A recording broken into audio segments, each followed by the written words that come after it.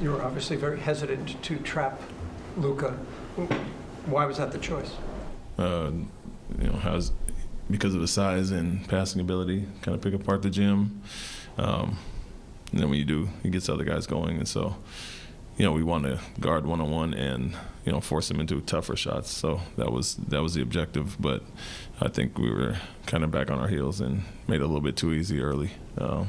Just walk-up shots. It felt like he had 20 in the first quarter and didn't really have to work for it. And so you want to take him inside three-point line and make it a little bit harder as far as that. And then when he did, I think we didn't show a lot of resistance around the basket with him bumping off and all that. So, we want to rely on our one-on-one defense, and we were reactive instead of being more proactive and aggressive.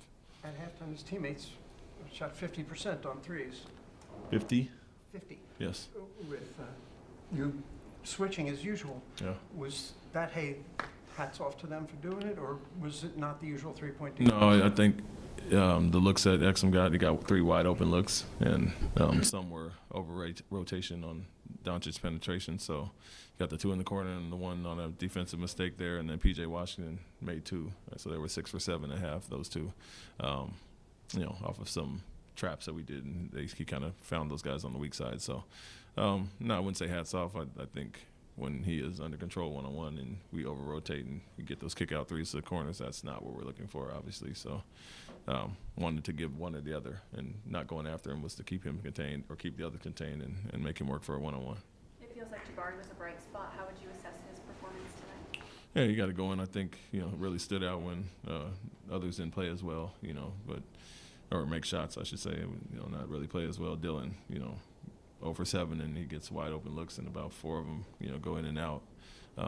Jalen and Fred as well, didn't play up to their standard offensively. So, obviously it stood out what Jabari did, but really liked the looks that we got.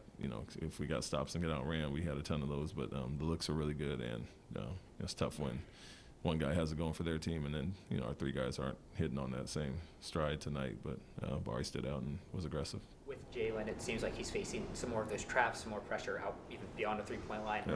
How do you think he's handling that, and what are some of the steps to getting consistently good looks for his teammates off that? Yeah, I think, you just got to recognize the traps. I think he's improved in that area this year. Can't be really caught off guard by that, especially against Dallas. They do that quite a bit. We'll go after guys. And so I think there were some passes missed there in the pocket, and but at the same time, the ones he made, we didn't always convert at our best. We missed some layups out of that and some kick-out threes. So, for the most part, we invite teams to go after our guys and get the numbers behind it. And like I said, we didn't shoot it particularly well tonight, but he made most of the right reads, but has to expect that with the hot streak that he's on lately. Does tonight kind of illustrate the void that's left when there is no Alperen, especially in that pocket? He's obviously dominant in those scenarios, and now teams are focusing more on Jalen. Yeah, I wouldn't say that. Alperen's really good there. He gets in the pocket. He's just almost automatic with this as far as scoring or making the right read.